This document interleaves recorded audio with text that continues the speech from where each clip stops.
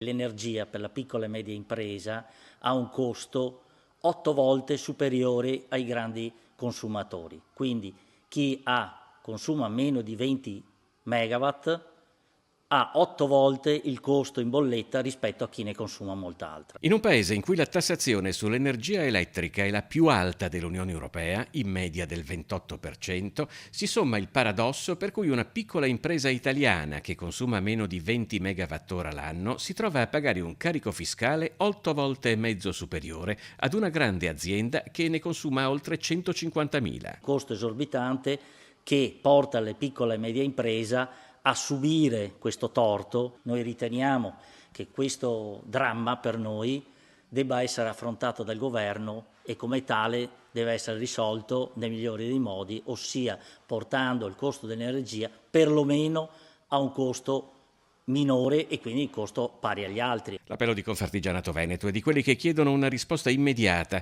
soprattutto per un manufatturiero sospeso tra la scura dei dazi americani e l'incertezza di uno scenario geopolitico in cui pesano non poco i conflitti mediorientali. Noi non possiamo solamente vivere o avere solamente le aziende che lavorano su quello che sono il cibo e le bevande, quindi alimentari e bevande. Dobbiamo avere tutto quello che è il settore vero, che è il settore del manifatturiero. Questo settore importantissimo per le imprese artigiane ed è una risorsa economica e sociale, deve essere aiutata e l'aiuto solamente di porre dei prezzi accettabili per tutti. Noi chiediamo solamente una situazione di equità.